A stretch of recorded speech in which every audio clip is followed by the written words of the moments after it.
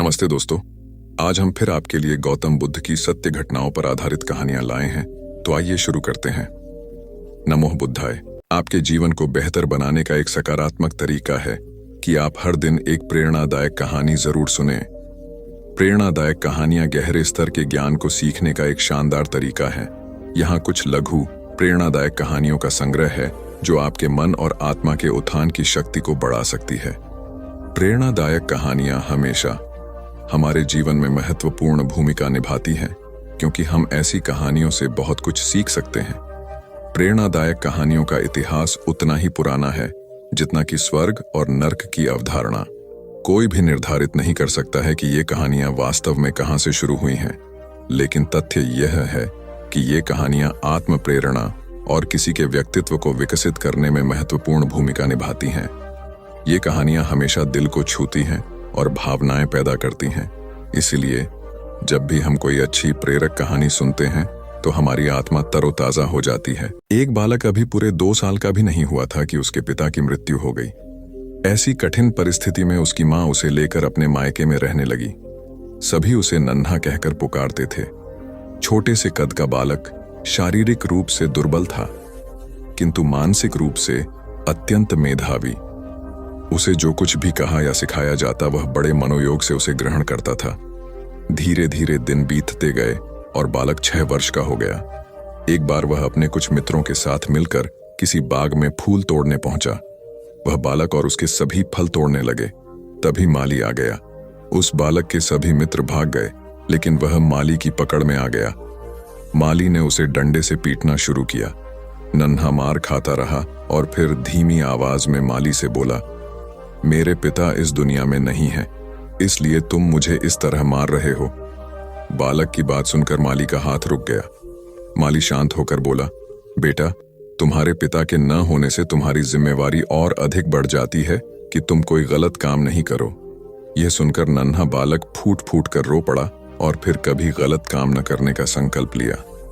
यही नन्हा बालक बड़ा होकर लाल बहादुर शास्त्री के नाम से विख्यात हुआ और प्रधानमंत्री के रूप में अपने गुण व व्यवहार से सर्वत्र प्रशंसा पाई।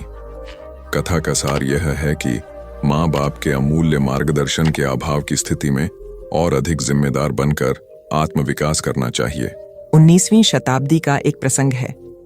मेदिनीपुर जिले के वीर सिंह नामक गांव में एक माँ अपने पुत्र के साथ रहती थी। माँ का रहन सहन अत्यंत सादा था और विचार अति उच्च। अपने पुत्र को वह सदा सुसंस्कारों की शिक्षा देती थी। पुत्र भी माँ का आज्ञाकारी था। माँ बहुत संघर्ष कर पुत्र का पालन पोषण कर रही थी। पुत्र अपनी माँ के कष्टों को देखता समझता था और इसी वजह से उसके मन में यह भावना थी कि बड़ा होकर अपनी माँ को सभी प्रकार के सुख दूं। एक दिन पुत्र ने माँ से कहा, मेरी बहुत इच्छा है कि तुम्हारे लिए कुछ गहने बनवाऊं, तुम्हारे पास एक भी गहना नहीं है। ये सुनकर माँ बोली, बेटा, मुझे बहुत दिनों से 3 प्रकार के गहनों की इच्छा है। पुत्र ने पूछा, वे कौन से गहने हैं?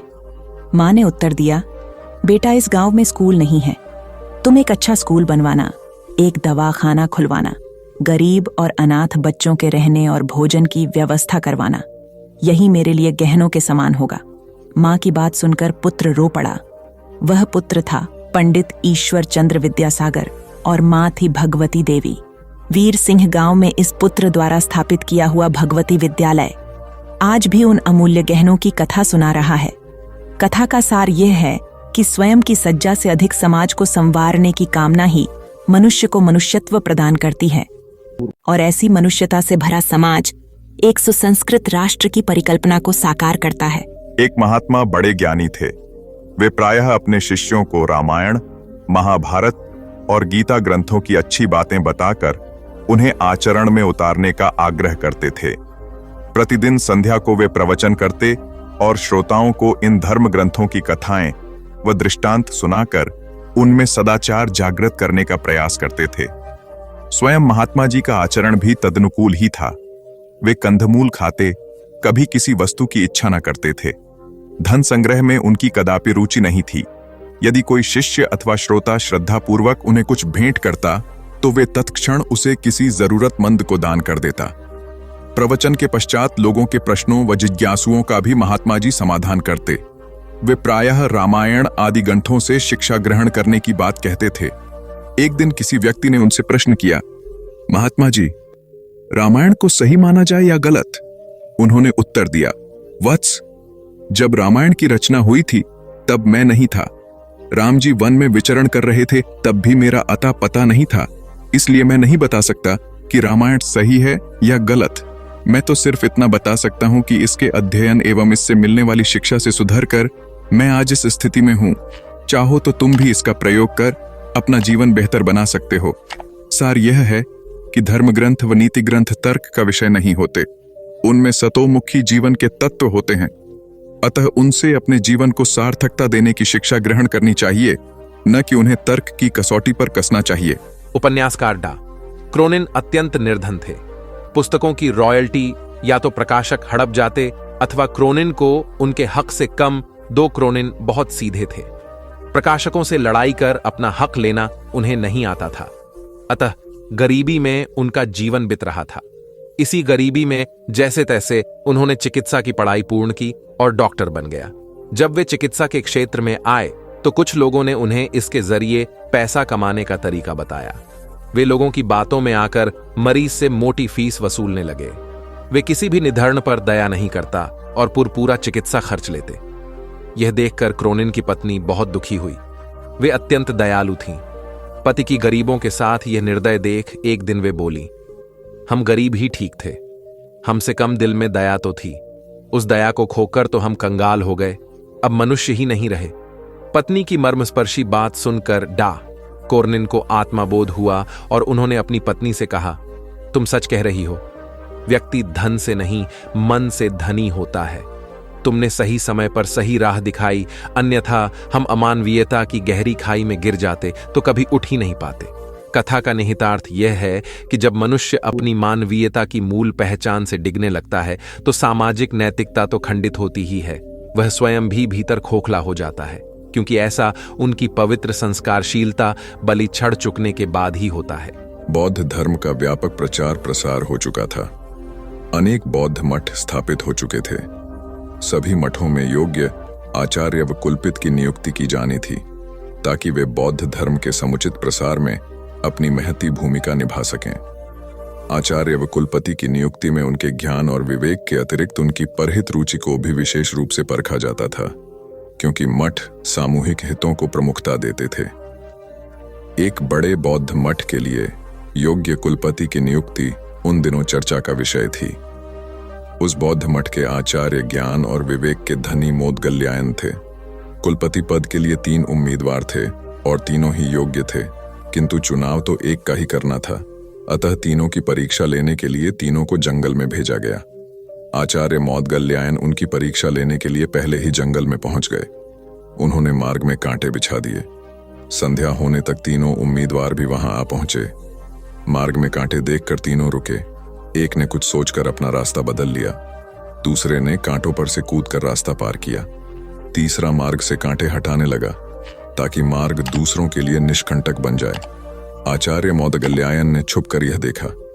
यह सब देखकर आचार्य मोदगल्यायन ने इस तीसरे उम्मीदवार को यह कहते हुए कुलपित घोषित किया कि मठ में सत्प्रवृत्तियों को परंपरा वही डाल सकेगा जो सभी का ध्यान रख सके और अपने आचरण से प्रेरणा देने की क्षमता रखता हो।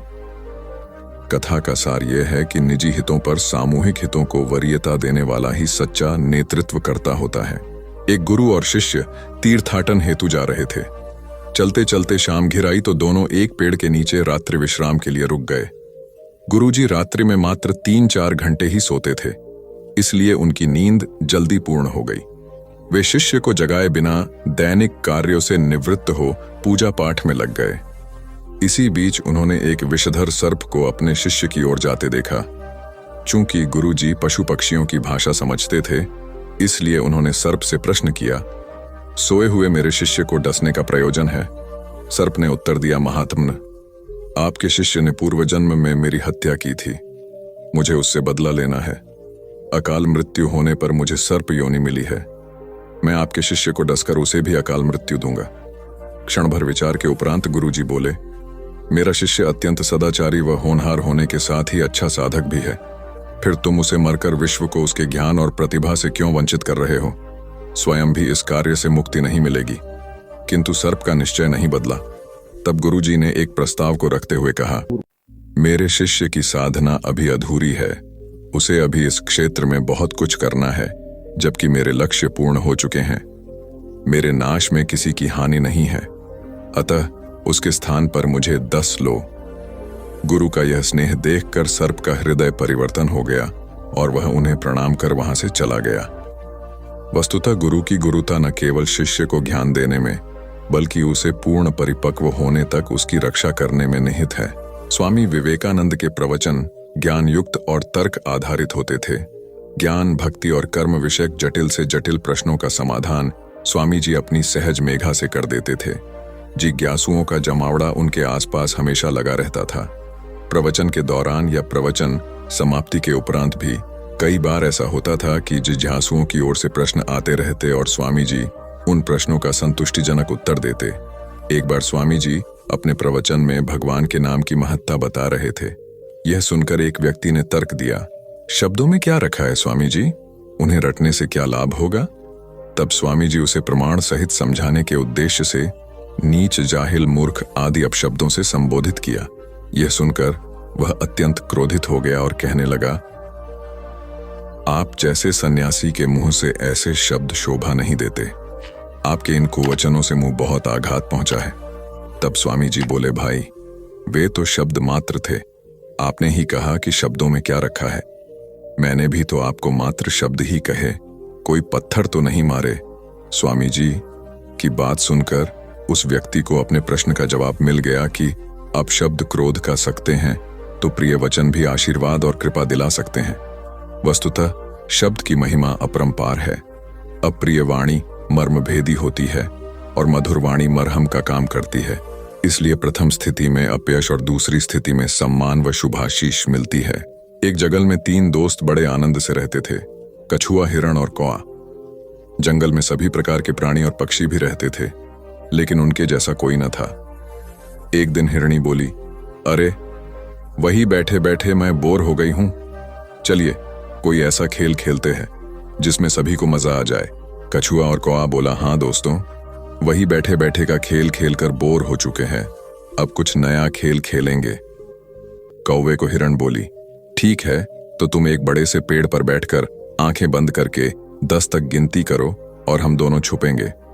उसके बाद तुम हमें ढूंढना।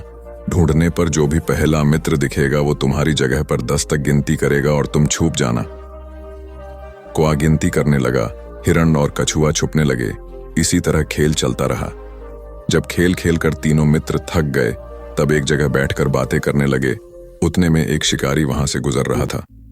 तभी उसकी नजर हिरण, कौआ और कछुए पर पड़ी। शिकारी ने जैसे ही तीनों मित्रों को देखा, उन्हें पकड़ने के लिए दौड़ा। खतरे का आभास होते ही हिरण और कौआ रफू चक्कर हो गए, यानी कि वहां से भाग गए। कछुए को आभास हुआ, परंतु कछुए की चाल धीरे होने के कारण शिकारी के हाथ लग गया और शिकारी उसे अपने कपड़े में बांधकर ले जाने लगा। शिकारी मन ही मन खुश हो गया, हिरण नहीं तो कछुआ ही सही, रात का तो प्रबंध हो गया, यह कहकर वहां से जाने लगा। उधर हिरण और कौआ अपने मित्र को ऐसे शिकारी के कैद में देखकर दुखी होने लगे। तभी शिकारी भोजन में कछुए को खाने वाला है। यह सुनकर हिरण और कौवे ने एक योजना बनाई। कौवे ने हिरण को कहा कि जैसे ही शिकारी यहां से जब जाने लगेगा, तब तुम उसके सामने जाना। जब शिकारी तुम्हें देखेगा तो अपनी पोटली जमीन पर रखकर तुम्हें पकड़ने के लिए जैसे ही दौड़ेगा, मैं जमीन पर रखी हुई पोटली पकड़कर उड़ जाऊंगा और तुम वहां से भाग जाना। जैसे ही शिकारी वहां से जाने लगा, हिरनी उसके सामने आ गई। शिकारी ने हिरनी को पकड़ने के लिए पोटली जैसे ही जमीन पर रखी, कौआ अपनी चोंच में पोटली पकड़कर उड़ गया। शिकारी हिरण को पकड़ने के लिए दौड़ा और पीछे मुड़कर देखा, कौआ पोटली चोंच में पकड़कर उड़ रहा था और इधर हिरण पलक झपटे ही भाग गई। शिकारी निराश होकर घर लौट गया। कौवे ने पोटली को महफूज जगह पर रखा और कछुए को शिकारी के चंगुल से आजाद कराया और तीनों मित्र आनंद से रहने लगे। इससे हमें यह सीख मिलती है कि असली दोस्ताना वही जो समय पर काम आए। एक किसान था जिसके 2 बेटे थे। वह बहुत ही आलसी और निकम्मे थे। वह अपने पिता को कामकाज में हाथ बटाने के बजाय आलस किया करते थे, इधर उधर घूमते फिरते थे। किसान को अपने बेटों की बहुत फिक्र थी। वह सोचते थे कि मेरे मरने के बाद इनका क्या होगा, ये अपना पेट कैसे भरेंगे, अपने परिवार को कैसे संभाल पाएंगे। एक दिन किसान की हालत बहुत ही गंभीर थी, कहने का मतलब किसान मरने की हालत में था। तभी किसान ने अपने दोनों बेटों को बुलाकर उनसे कहा कि हमारे खेत में एक खजाना गड़ा हुआ है, लेकिन वह किस जगह है उसकी जानकारी मुझे भी नहीं है, लेकिन खोदने के बाद तुम्हें वो खजाना मिल जाएगा। इतना कहकर किसान भगवान को प्यारे हो गए। खजाने की खबर सुनकर दोनों बेटों के मन में लालच आ गया और वो दोनों खेत पर चले गए और खेत को खोदने लगे।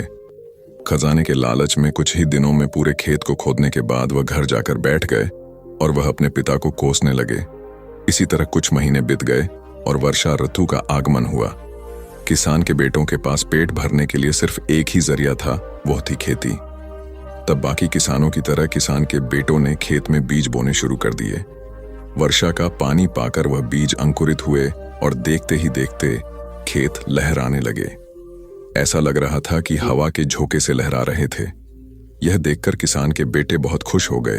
उनको समझ आ गया कि परिश्रम ही सच्चा धन होता है, और वो उसी तरह से अपने पिता के शब्दों का मोल भी समझ गए और अपने कामकाज में लग गए। यही कहानी आज हम सबकी भी है।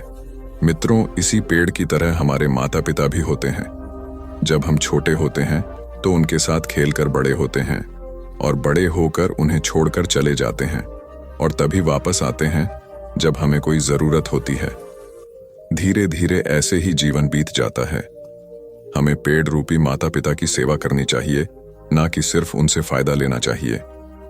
इस कहानी में हमें दिखाई देता है कि उस पेड़ के लिए वह बच्चा बहुत महत्वपूर्ण था, और वह बच्चा बार बार जरूरत के अनुसार उस सेब के पेड़ का उपयोग करता था, ये सब जानते हुए भी कि वह उसका केवल उपयोग ही कर रहा है।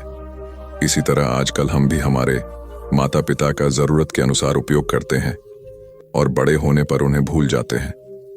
हमें हमेशा हमारे माता पिता की सेवा करनी चाहिए, उनका सम्मान करना चाहिए, और हमेशा भले ही हम कितने भी व्यस्त क्यों ना हो, उनके लिए थोड़ा समय तो भी निकलते रहना चाहिए। एक समय की बात है, एक बार गौतम बुद्ध अपने शिष्यों के साथ बैठे हुए थे। तभी वहां एक व्यक्ति आया जो बहुत क्रोध में था और गौतम बुद्ध के पास आकर बहुत भला बुरा कहने लगा। गौतम बुद्ध के शिष्यों को बहुत गुस्सा आया, पर गौतम बुद्ध एकदम शांत थे। वह व्यक्ति वहां से चला गया। फिर अगले दिन वह दोबारा आ गया, और आज तो वह और भी ज्यादा गुस्से में था और गौतम बुद्ध को और भी बुरा कहने लगा। परंतु आज भी गौतम बुद्ध एकदम शांत थे और मुस्कुरा रहे थे, पर गौतम बुद्ध के शिष्यों को बहुत गुस्सा आया। वह व्यक्ति कुछ देर चिल्लाता रहा, फिर चला गया। अगले दिन वह व्यक्ति फिर आया और आज तो हद ही कर दी उसने। आकर गौतम बुद्ध को गाली देने लगा।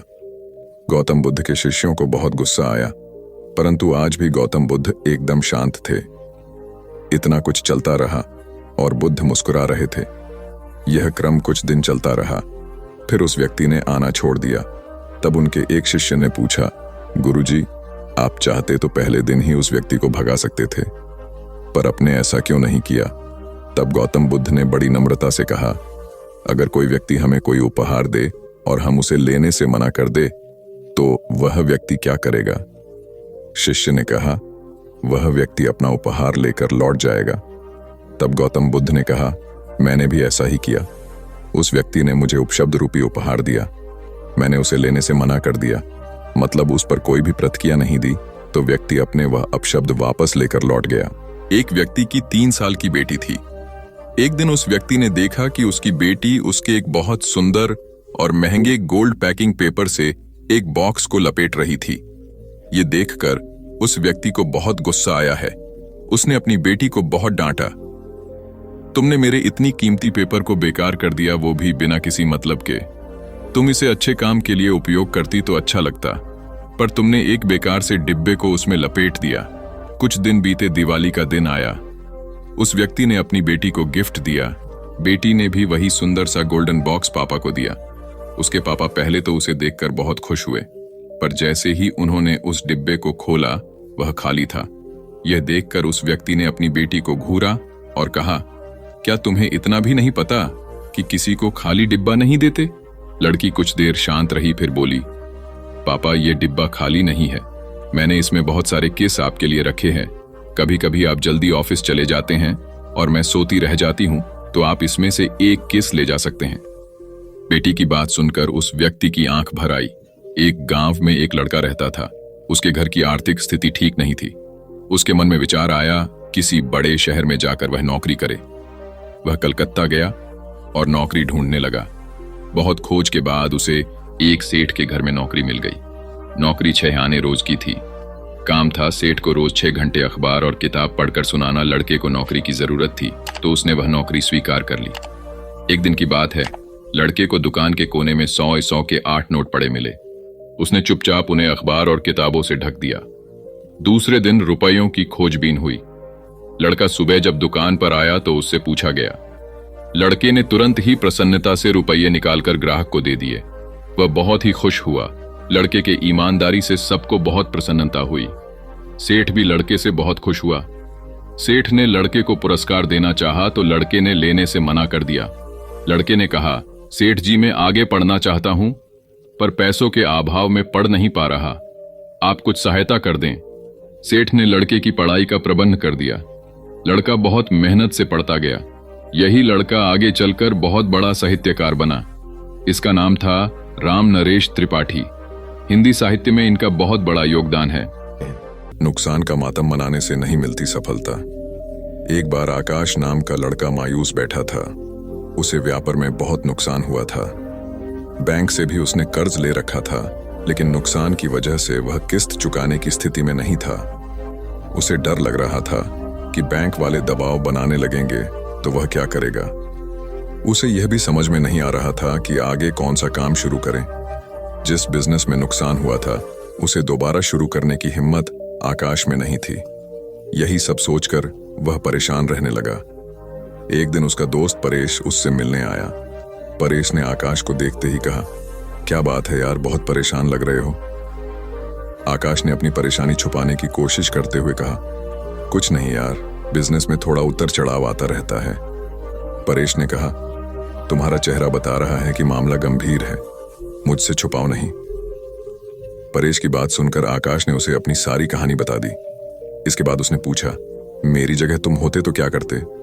परेश ने थोड़ा सोचने के बाद कहा, अगर मैं तुम्हारी जगह होता तो अपनी असफलता पर पछतावा नहीं करता।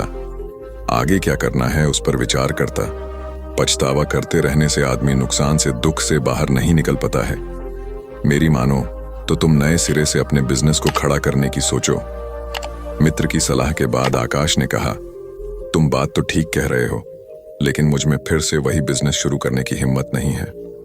इस पर परेश ने कहा, यह सही है कि तुम्हें नुकसान हुआ है, लेकिन तुम्हें तजुर्बा भी मिला है। अगर तुम कुछ नया शुरू करने की योजना बनाते हो तो तुम्हें शून्य से शुरू करना होगा। अगर तुम अपने पुराने काम को नए सिरे से शुरू करते हो तो तुम्हें बहुत ज्यादा होमवर्क करने की जरूरत नहीं पड़ेगी। मेरी राय में तुम्हें नुकसान का मातम नहीं मानना चाहिए। काम को नए सिरे से शुरू करने की प्लानिंग करनी चाहिए। जितना ज्यादा नुकसान के बारे में सोचोगे, उतना अधिक तुम अपनी सफलता से दूर होते जाओगे। तो असफलता से भी सीखने की कोशिश करनी चाहिए। शेखर ने अपने दादाजी से यह सवाल पूछा। सभी भी अपने जीवन में आगे बढ़ना चाहते हैं, लेकिन बहुत कम लोग ही अपने लक्ष्य तक पहुंच पाते हैं। अगर अपने लक्ष्य तक पहुंचना है तो क्या करना चाहिए। शेखर स्नातक अंतिम वर्ष का छात्र है और प्रतियोगिता परीक्षाओं की तैयारी कर रहा है। उसके दादाजी प्राइमरी स्कूल से रिटायर्ड शिक्षक हैं। उन्होंने शेखर का सवाल सुनने के बाद कहा, अपने लक्ष्य तक पहुंचने के लिए व्यक्ति को सबसे पहले खुद को असफलताओं को स्वीकार करने के लिए तैयार करना चाहिए। दादाजी का जवाब सुनने के बाद शेखर ने पूछा, मैं आपकी बात समझ नहीं पाया। आखिर अपने आप को असफलता के लिए तैयार कर सफलता कैसे पाई जा सकती है। शेखर का सवाल सुनने के बाद दादाजी ने कहा, इस बात को मैं तुम्हारा ही उदाहरण देकर समझता हूं। तुम इस समय प्रतियोगिता परीक्षाओं की तैयारी कर रहे हो। तुम अगले वर्ष होने वाली परीक्षाओं में बैठोगे। तुम यही सोचकर बैठोगे कि तुम्हें सफलता मिलेगी। दादाजी की बात पर शेखर ने हाँ में सिर हिलाया। इसके बाद दादाजी जी ने कहा, मान लो तुम अपने पहले प्रयास में असफल हो जाते हो तो तुम क्या करोगे। शेखर ने कहा, मुझे बहुत निराशा होगी। मैं तैयारी में अपनी तरफ से कहीं कमी नहीं छोड़ रहा हूं। दादाजी ने कहा, निराशा ही असफलता की जड़ है। वह कैसे? शेखर ने सवाल किया। दादाजी बोले, तुम्हें लगता है कि तुम्हारी तैयारी मुकम्मल है, लेकिन परीक्षा तो दूसरे की इच्छा पर निर्भर है। अगर तुम पहले प्रयास में असफल होने के बाद निराश हो जाते हो तो तुम्हारी आगे की तैयारी प्रभावित होगी। अगर तुम असफलता को अपनी कमियों को दुरुस्त करने का मौका मानोगे, तभी आगे की तैयारी में उन्हें दूर कर पाओगे। हर परीक्षार्थी यही सोचता है कि उसकी तैयारी पूरी है, लेकिन सफलता कुछ लोगों को ही मिलती है। ये वही लोग होते हैं जो अपनी असफलता से सीखते हैं ही और दूसरों की असफलता से भी सीखने की कोशिश करते हैं। अपने काम को खुद नहीं समझे महत्वहीन। मुकेश दफ्तर में नए हैं। पहले वह दूसरे संस्थान में काम करते थे। अपना काम तल्लीनता से करते हैं, लेकिन चेहरा बताता है कि मुकेश अपने काम से खुश नहीं है। एक दिन इस बारे में पूछने पर उन्होंने कहा, जब काम में मन नहीं लगे तो चेहरा उदास हो ही जाता है। काम में मन क्यों नहीं लग रहा है? यह पूछने पर उन्होंने कहा, अरे यह भी कोई काम है। इसके बाद उन्होंने ढेर सारे तथ्यों के साथ अपने काम को महत्वहीन बताने की कोशिश की। उन्होंने यह भी कहा कि इस समय जो काम मेरे जिम्मे है, उसके आधार पर दूसरे संस्थान में नौकरी भी नहीं मिलेगी। इस बात को मुकेश के रिपोर्टिंग मैनेजर मिस्टर कुमार को बताया गया। वह सुलझे हुए इंसान हैं। उन्होंने तरीके से मुकेश को समझाया कि उनका काम कैसे महत्वपूर्ण है। मिस्टर कुमार ने उनसे पूछा, मुकेश पहले अपने काम के बारे में बताइए। मुकेश ने कहा, मेरा काम यह देखना है कि हमारी कंपनी के प्रोडक्ट में कहां कहां गड़बड़ी है, उसे कैसे दूर किया जा सकता था, आगे ऐसा क्या किया जाए जिससे पुरानी खामियां फिर से सामने नहीं आए। मुकेश की बात खत्म होते ही मिस्टर कुमार ने कहा, यह जानकर अच्छा लगा कि आपको अपने काम की अच्छी समझ है।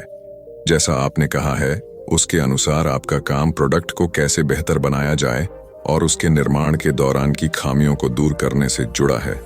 मुकेश ने हाँ में सर हिलाया।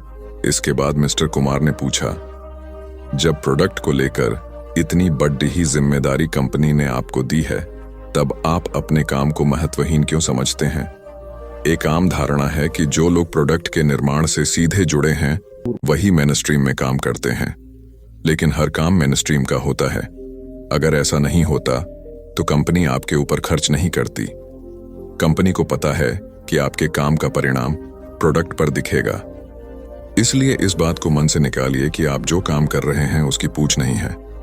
ध्यान से देखेंगे तो लगेगा कि आपका काम ही सबसे महत्वपूर्ण है। एकता और समझदारी।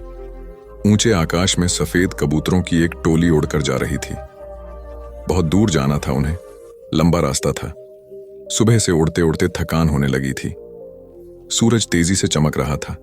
कबूतरों को भूख लगने लगी थी।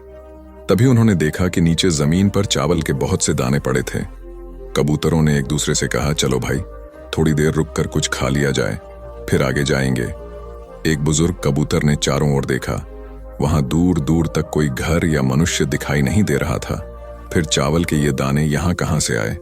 बुजुर्ग कबूतर ने बाकी कबूतरों को समझाया, मुझे लगता है कि यहां कुछ गड़बड़ है, तुम लोग नीचे मत उतरो। लेकिन किसी ने भी उसकी बात नहीं सुनी। सभी कबूतर तेजी से उतरे, दाना चुगने लगे।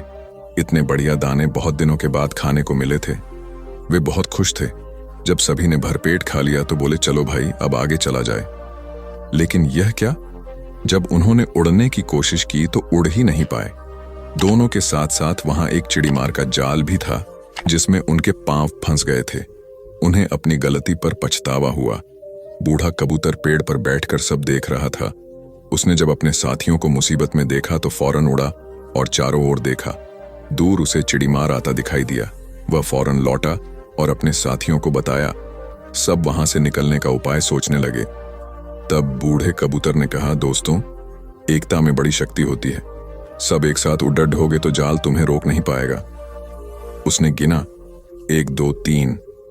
उड़ो। सारे कबूतरों ने एक साथ जोर लगाया और जाल उनके साथ उठने लगा। जब तक चिड़ीमार वहां पहुंचा तब तक जाल काफी ऊपर उठ चुका था। वह देखता ही रह गया और कबूतर जाल लेकर उड़ गए। बूढ़ा कबूतर सबसे आगे उड़ रहा था। काफी देर उड़ने के बाद वे नीचे उतरे। वहां कबूतरों के दोस्त चूहे रहते थे। चूहों ने अपने तेज दांतों से जाल काट दिया। इस तरह बूढ़े कबूतर की समझदारी और साथ मिलकर काम करने से सभी कबूतर बच गए।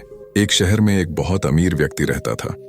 उसका नाम तो था धनीमल, लेकिन था वह बेहद कंजूस। उसका कहना था कि अगर आप अपना पैसा अपने पास रखेंगे तो सबको पता चल जाएगा कि आपके पास बहुत पैसे हैं। फिर चोर डाकू आपके पीछे पड़ जाएंगे और सारा पैसा लूट कर ले जाएंगे।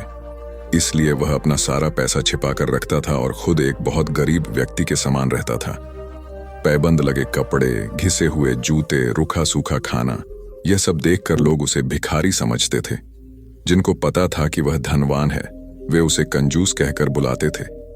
एक दिन धनीमल को अपनी संपत्ति को चोरों से बचाने का एक बहुत बढ़िया उपाय समझ में आया। उसने सारे पैसों से बहुत सा सोना खरीद लिया और फिर सारे सोने को पिघलाकर उसका एक बड़ा सा गोला बना लिया। उसने शहर के बाहर जाकर एक पुराने कुएं के पास एक गड्ढा खोदा और सोने का वह गोला उसमें डालकर गड्ढा बंद कर दिया। वह अब निश्चिंत था। अपनी तसल्ली के लिए वह रोज रात को आकर गड्ढे में देख लेता था कि उसका सोना वहां है या नहीं। उसे विश्वास था कि कोई भी चोर इस जगह के बारे में नहीं जान पाएगा, लेकिन ऐसा नहीं हुआ। धीरे धीरे पूरे शहर में यह चर्चा होने लगी कि धनीमल रात में शहर के बाहर जाकर कुछ करता है। एक रात जब उसने गड्ढा खोद कर देखा तो सोना वहां से गायब था। उसे गहरा सदमा लगा और वह चीख कर रोने लगा। उसके रोने की आवाज सुनकर बहुत से लोग वहां आ गए। धनीमल रो रो कर अपना दुख बताने लगा। तब उसके एक पड़ोसी से उसे कहा, धनीमल, तुम एक भारी पत्थर इस गड्ढे में रख दो और समझ लो कि वही तुम्हारा सोना है।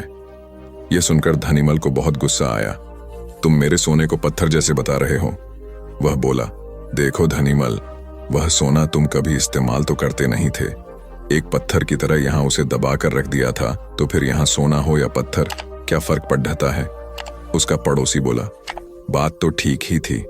धनीमल ने बहुमूल्य सोने को पत्थर के समान मूल्यहीन बना दिया था। उसके बाद धनीमल ने मेहनत करके फिर पैसे कमाए, लेकिन अब वह कंजूस नहीं रहा था। अपने पैसे को वह अपने ऊपर और दूसरे लोगों की सहायता के लिए खर्च करता था। अंधी का बेटा। एक औरत थी जो अंधी थी, जिसके कारण उसके बेटे को स्कूल में बच्चे चिढ़ाते थे कि अंधी का बेटा आ गया। हर बात पर उसे ये शब्द सुनने को मिलता था कि अंधी का बेटा। इसलिए वो अपनी माँ से चिढ़ता था, उसे कहीं भी अपने साथ लेकर जाने में हिचकता था, उसे नापसंद करता था। उसकी माँ ने उसे पढ़ाया और उसे इस लायक बना दिया कि वो अपने पैरों पर खड़ा हो सके। लेकिन जब वो बड़ा आदमी बन गया तो अपनी माँ को छोड़ अलग रहने लगा। एक दिन एक बूढ़ी औरत उसके घर आई और गार्ड से बोली, मुझे तुम्हारे साहब से मिलना है। जब गार्ड ने अपने मालिक से बोल तो मालिक ने कहा कि बोल दो मैं अभी घर पर नहीं हूँ। गार्ड ने जब बुढ़िया से बोला कि वो अभी नहीं है तो वो वहां से चली गई। थोड़ी देर बाद जब लड़का अपनी कार से ऑफिस के लिए जा रहा होता है तो देखता है कि सामने बहुत भीड़ लगी है, और जानने के लिए कि वहां क्यों भीड़ लगी है वह वहां गया तो देखा उसकी माँ वहां मरी पड़ी थी। उसने देखा कि उसकी मुट्ठी में कुछ है। उसने जब मुट्ठी खोली तो देखा कि एक लेटर जिसमें यह लिखा था कि बेटा, जब तू छोटा था तो खेलते वक्त तेरी आंख में सरिया ढंस गई थी और तू आंधा हो गया था, तो मैंने तुम्हें अपनी आंखें दे दी थी। इतना पढ़कर लड़का जोर जोर से रोने लगा। उसकी माँ उसके पास नहीं आ सकती थी। दोस्तों, वक्त रहते ही लोगों की वैल्यू करना सीखो। माँ बाप का कर्ज हम कभी नहीं चुका सकते। हमारी प्यास का अंदाज भी अलग है दोस्तों। कभी समंदर को ठुकरा देते हैं तो कभी आंसू तक पी जाते हैं। जीवन साथी सबसे अजीज होता है। कॉलेज में हैप्पी मैरिड लाइफ पर एक कार्यक्रम हो रहा था जिसमें कुछ शादीशुदा जोड़े हिस्सा ले रहे थे। जिस समय प्रोफेसर मंच पर आए, उन्होंने नोट किया कि सभी पति पत्नी शादी पर जोक कर हंस रहे थे। ये देखकर प्रोफेसर ने कहा कि चलो पहले एक गेम खेलते हैं, उसके बाद अपने विषय पर बातें करेंगे। सभी खुश हो गए और कहा, कौन सा गेम? प्रोफेसर ने एक मैरिड लड़की को खड़ा किया और कहा कि तुम ब्लैक बोर्ड पे ऐसे 25-30 लोगों के नाम लिखो जो तुम्हें सबसे अधिक प्यारे हों। लड़की ने पहले तो अपने परिवार के लोगों के नाम लिखे, फिर अपने सगे संबंधी, दोस्तों, पड़ोसी और सहकर्मियों के नाम लिख दिए। अब प्रोफेसर ने उसमें से कोई भी कम पसंद वाले 5 नाम मिटाने को कहा। लड़की ने अपने सहकर्मियों के नाम मिटा दिए। प्रोफेसर ने और 5 नाम मिटाने को कहा। लड़की ने थोड़ा सोचकर अपने पड़ोसियों के नाम मिटा दिए। अब प्रोफेसर ने और 10 नाम मिटाने को कहा। लड़की ने अपने सगे संबंधी और दोस्तों के नाम मिटा दिए। अब बोर्ड पर सिर्फ 4 नाम बचे थे, जो उसके मम्मी पापा, पति और बच्चे का नाम था। अब प्रोफेसर ने कहा, इसमें से और 2 नाम मिटा दो। लड़की असमंजस में पड़ गई। बहुत सोचने के बाद, बहुत दुखी होते हुए उसने अपने मम्मी पापा का नाम मिटा दिया। सभी लोग स्तब्ध और शांत थे, क्योंकि वो जानते थे कि ये गेम सिर्फ वो लड़की ही नहीं खेल रही थी, उनके दिमाग में भी यही सब चल रहा था। अब सिर्फ 2 ही नाम बचे थे, पति और बेटे का। प्रोफेसर ने कहा, और एक नाम मिटा दो। लड़की अब सहमी सी रह गई। बहुत सोचने के बाद रोते हुए अपने बेटे का नाम काट दिया। प्रोफेसर ने उस लड़की से कहा, तुम अपनी जगह पर जाकर बैठ जाओ, और सभी की तरफ गौर से देखा और पूछा, क्या कोई बता सकता है कि ऐसा क्यों हुआ कि सिर्फ पति का ही नाम बोर्ड पर रह गया? कोई जवाब नहीं दे पाया, सभी मुंह लटका कर बैठे थे। प्रोफेसर ने फिर उस लड़की को खड़ा किया और कहा, ऐसा क्यों? जिसने तुम्हें जन्म दिया और पाल पोस कर इतना बड़ा किया, उनका नाम तुमने मिटा दिया। और तो और, तुमने अपनी कोख से जिस बच्चे को जन्म दिया, उसका भी नाम तुमने मिटा दिया। लड़की ने जवाब दिया कि अब मम्मी पापा बूढ़े हो चुके हैं। कुछ साल के बाद वो मुझे और इस दुनिया को छोड़ के चले जाएंगे। मेरा बेटा जब बड़ा हो जाएगा तो जरूरी नहीं कि वो शादी के बाद मेरे साथ ही रहे, लेकिन मेरे पति जब तक मेरी जान में जान है, तब तक मेरा आधा शरीर बन के मेरा साथ निभाएंगे। इसलिए मेरे लिए सबसे अजीज मेरे पति हैं।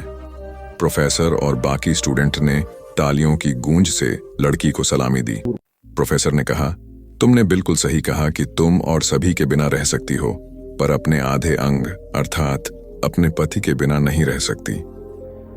मजाक मस्ती तक तो ठीक है, पर हर इंसान का अपना जीवन साथी ही उसको सबसे ज्यादा अजीज होता है। दिमाग का इस्तेमाल कर पक्ष में करें परिस्थितियां। एक शेर जंगल में शिकार पर निकला था। एक लोमड़ी अचानक उसके सामने आ गई। लोमड़ी को लगा कि अब उसे कोई नहीं बचा सकता है, लेकिन उसने हार नहीं मानी और अपनी जान बचने के लिए एक तरकीब सोची। लोमड़ी ने शेर से कड़े शब्दों में कहा, तुम्हारे पास इतनी ताकत नहीं कि मुझे मार सको। यह सुनकर शेर थोड़ा अचंभित हुआ। उसने पूछा, तुम ऐसा कैसे कह सकती हो? लोमड़ी ने अपनी आवाज और ऊंची करते हुए बोली, मैं तुम्हें सच बता देती हूं।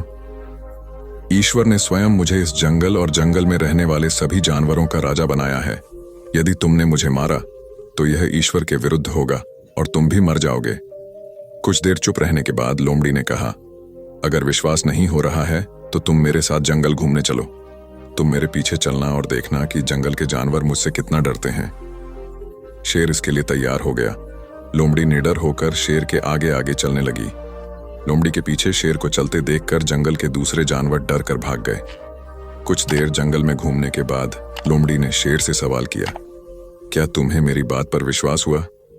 कुछ देर चुप रहने के बाद शेर ने कहा, तुम ठीक कहती हो, जंगल की राजा तुम ही है। परिस्थितियां कितनी भी विपरीत क्यों ना हो, हम अपने दिमाग का इस्तेमाल कर उसे अपने पक्ष में कर सकते हैं। हमारा दिमाग प्रोग्राम के आधार पर काम करने वाला कंप्यूटर नहीं है। दिमाग को आउट ऑफ बॉक्स सोचने की क्षमता है। हर समस्या का समाधान तलाशने की ताकत है। यह तभी संभव होगा जब हम विपरीत परिस्थितियां में भी अपना धैर्य बरकरार रखेंगे। सफल होने के लिए हमेशा सीखते रहें। सिकंदर और रोहित मित्र हैं। दोनों ने एक साथ अपना अपना काम शुरू किया। दोनों मित्रों का व्यापार खूब चला। कुछ समय बाद रोहित ने सोचा कि अब मेरा व्यापार चल पड़ा है, मैं तरक्की करता चला जाऊंगा, इसलिए अब मुझे इस लाइन में कुछ नया सीखने की जरूरत नहीं है। व्यापार में उतार चढ़ाव आते रहते हैं। रोहित के व्यापार में भी ऐसी स्थिति आई और उसे नुकसान झेलना पड़ा। सिकंदर के व्यापार में भी उतार चढ़ाव आए, पर उसे उतना नुकसान नहीं हुआ जितना रोहित को हुआ। रोहित सोचने लगा कि सिकंदर ने अपने नुकसान को नियंत्रित कैसे किया। रोहित ने इस बारे में उससे पूछने का मन बनाया। जब उसने सिकंदर से इस बारे में पूछा, तब सिकंदर ने कहा कि मैं अभी सीख रहा हूं। रोहित ने कहा, मैं समझा नहीं। सिकंदर ने अपनी बात समझाते हुए कहा, मैं अपनी ही नहीं दूसरों की गलतियों और कामयाबी से भी सीखता हूं। इससे मेरे जीवन में एक जैसी परेशानी बार बार नहीं आती। अगर आती भी है तो आसानी से हल हो जाती है। सिकंदर की बात सुनकर रोहित को अपनी गलती का एहसास हुआ। उसे एहसास हुआ कि शुरुआती सफलता के बाद उसने सीखना एकदम छोड़ दिया था। यही वजह है कि अपने व्यापार में होने वाले नुकसान का आकलन वह नहीं कर पाया। जीवन में सफल होने के लिए सीखते रहना जरूरी है। इंसान को हमेशा सीखते रहना चाहिए। इससे उसके भीतर नकारात्मक विचार नहीं आते हैं। बल्कि उसमें सकारात्मक बदलाव आता रहता है और सफलता की सीढ़ियां चढ़ता रहता है। सीखते रहने वाले व्यक्ति को सफलता के अवसर भी ज्यादा मिलते हैं। सबसे बड़ी बात यह है कि इस तरह के व्यक्ति में अहंकार नहीं होता। जिसके मन में अहंकार होगा वह कभी सीखने का प्रयास नहीं करेगा। घमंड कुल्हाड़ी हुई निरुत्तर। एक बार कुल्हाड़ी और लकड़ी के एक डंडे में विवाद छिड़ गया। दोनों स्वयं को शक्तिशाली बता रहे थे। हालांकि लकड़ी का डंडा बाद में शांत हो गया, किंतु कुल्हाड़ी का बोलना जारी रहा। कुल्हाड़ी में घमंड अत्यधिक था। वह गुस्से में भरकर बोल रही थी, तुमने स्वयं को समझ क्या रखा है? तुम्हारी शक्ति मेरे आगे पानी भरती है। मैं चाहूं तो बड़े बड़े वृक्षों को पल में काट कर गिरा दूं, धरती का सीना फाड़कर उसमें तालाब कुआं बना दूं। तुम मेरी बराबरी कर पाओगे? मेरे सामने से हट जाओ, अन्यथा तुम्हारे टुकड़े टुकड़े कर दूंगी। लकड़ी का डंडा कुल्हाड़ी की अहंकारपूर्ण बातों को सुनकर धीरे से बोला, तुम जो कह रही हो वह बिल्कुल ठीक है, किंतु तुम्हारा ध्यान शायद एक बात की ओर नहीं गया। जो कुछ तुमने करने को कहा है बेशक तुम कर सकती हो, किंतु अकेले अपने दम पर नहीं कर सकती। कुल्हाड़ी ने चिढ़कर कहा, क्यों? मुझ में किस बात की कमी है? डंडा बोला, जब तक मैं तुम्हारी सहायता न करूं तुम यह सब नहीं कर सकती हो। जब तक मैं हत्या बनकर तुम में न लगाया जाऊं तब कोई किसे पकड़कर तुमसे ये सारे काम लेगा? बिना हत्थे की कुल्हाड़ी से कोई काम लेना असंभव है। कुल्हाड़ी को अपनी भूल का एहसास हुआ और उसने डंडे से क्षमा मांगी। कथा सार यह है कि दुनिया सहयोग से चलती है। जिस प्रकार ताली दोनों हाथों के मेल से बजती है, उसी प्रकार सामाजिक विकास भी परस्पर सहयोग से ही संभव होता है। यदि जीवन का संतुलन बिगड़ा और थकान आई तो समझ लीजिए कि बीमारी आई, और यदि वापस ऊर्जा अर्जित करने के लिए विश्राम किया जा रहा है तो ऐसी थकान वरदान भी साबित हो सकती है। इन दिनों जिस तरह की हमारी जीवन शैली है, इसमें असंतुलन बहुत अधिक है। सुबह उठने से लेकर रात को सोने तक शरीर की कुछ नियमित क्रियाएं हैं, आदमी उसे भूल गया है। गौतम बुद्ध बहुत काम करते पर कभी थकते नहीं थे। आज भी कई साधु संत उतना ही परिश्रम कर रहे हैं जितना एक कॉर्पोरेट जगत का सफल व्यक्ति करता है, और जब वे रात को सोते हैं तो पूरी बेफिक्री के साथ। बुद्ध से उनके शिष्यों ने एक बार पूछा था, आप थकते नहीं? बुद्ध का उत्तर था, जब मैं कुछ करता ही नहीं तो थकूंगा कैसे? बात सुनने में अजीब लगती है लेकिन है बड़ी गहरी। अध्यात्म ने इसे साक्षी भाव कहा है। स्वयं को करते हुए देखना, यह वह स्थिति होती है जब तन सक्रिय और मन विश्राम की मुद्रा में होता है। आज ज्यादातर लोग असमय अकारण थक जाते हैं, जिसका एक बड़ा कारण असंतुलित जीवन है। एक होता है थकान को महसूस करना और दूसरा है स्वाभाविक थकान। जिस समय आपकी रुचियों, इच्छाओं और मूल स्वभाव में धीमापन आने लगे, अकारण चिड़चिड़ाहट हो जाए, समझ लें कि यह थकान बीमारी है। इसलिए प्रतिदिन योग, प्राणायाम और ध्यान करें। ये क्रियाएं अपने आप में एक विश्राम हैं। करने वाला कोई और है, हम तो महज उसके हाथों की कठपुतली हैं। यह मनोभाव भी थकान को मिटाएगा। क्या दिक्कत है ऐसा सोच लेने में? महात्मा बुद्ध ज्ञान प्राप्ति के लिए घोर तप में लगे थे। उन्होंने शरीर को काफी कष्ट दिया, यात्राएं की, घने जंगलों में कठिन साधना की, पर आत्मज्ञान की प्राप्ति नहीं हुई। निराश हो बुद्ध सोचने लगे, मैंने अभी तक कुछ भी प्राप्त नहीं किया, अब आगे क्या कर पाऊंगा? निराशा, अविश्वास के इन नकारात्मक भावों ने उन्हें क्षुब्ध कर दिया। कुछ ही क्षणों के बाद उन्हें प्यास लगी। वे थोड़ी दूर स्थित एक झील तक पहुंचे। वहां उन्होंने एक दृश्य देखा कि एक नन्ही सी गिलहरी के 2 बच्चे झील में डूब गए। पहले तो वह गिलहरी जड़वत बैठी रही, फिर कुछ देर बाद उठकर झील के पास गई, अपना सारा शरीर झील के पानी में भिगोया और फिर बाहर आकर पानी झाड़ने लगी। ऐसा वह बार बार करने लगी। बुद्ध सोचने लगे कि इस गिलहरी का प्रयास कितना मूर्खतापूर्ण है। क्या कभी यह इस झील को सुखा सकेगी? किंतु गिलहरी का यह क्रम लगातार जारी था। बुद्ध को लगा मानो गिलहरी कह रही हो कि यह झील कभी खाली होगी या नहीं, यह मैं नहीं जानती, किंतु मैं अपना प्रयास नहीं छोड़ूंगी। अतः उस छोटी सी गिलहरी ने भगवान बुद्ध को अपने लक्ष्य मार्ग से विचलित होने से बचा लिया। वे सोचने लगे कि जब यह नन्ही गिलहरी अपने लघु सामर्थ्य से झील को सुखा देने के लिए दृढ़ संकल्पित है तो मुझ में क्या कमी है? मैं तो इससे 1000 गुना अधिक क्षमता रखता हूं। ये सोचकर गौतम बुद्ध पुनः अपनी साधना में लग गए और एक दिन बोधिवृक्ष तले उन्हें ज्ञान का आलोक प्राप्त हुआ। ये कथा असफलता के बावजूद प्रयासों की निरंतरता पर बल देती है। यदि हम प्रयास करना न छोड़े तो एक न एक दिन लक्ष्य की प्राप्ति हो ही जाती है। बुद्ध अपने साधना काल में एक निर्जन स्थान पर ध्यान मग्न बैठे थे। इसी स्थान पर एक यक्ष का वास था। ये बात बुद्ध को झांत नहीं थी। वे तो वहां पहुंचे और शांत वातावरण देखकर ध्यान मग्न हो गए। उस समय यक्ष वहां पर नहीं था। रात होने पर जब वह आया तो उस स्थान पर एक अनजान व्यक्ति को देखकर आग बबूला हो गया। बड़े जोर से वह दहाड़ा, किंतु बुद्ध का ध्यान भंग नहीं हुआ। यक्ष ने उन्हें हाथी का रूप धारण कर डराना चाहा, किंतु बुद्ध यथावत ध्यान मग्न बैठे रहे। उसने बुद्ध को डराने के लिए क्रमशः शेर, चीता, बाघ आदि का रूप धारण किया, किंतु बुद्ध अविचलित ही बने रहे।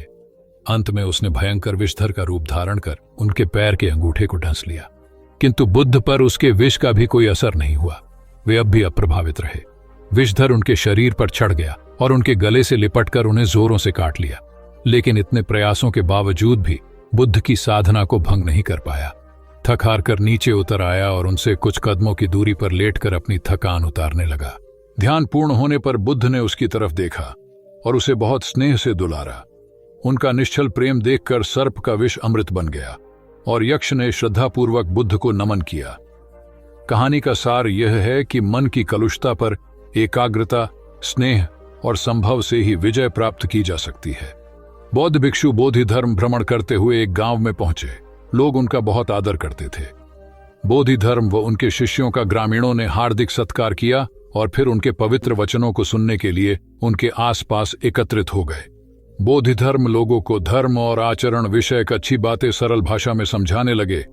तभी वहां एक व्यक्ति आया और बोधि धर्म को अपशब्द कहने लगा। उपस्थित जनसमूह ने उसे रोकने का बहुत प्रयास किया, किंतु वह नहीं माना तथा अनवरत बोधि धर्म को बुरा भला कहता रहा।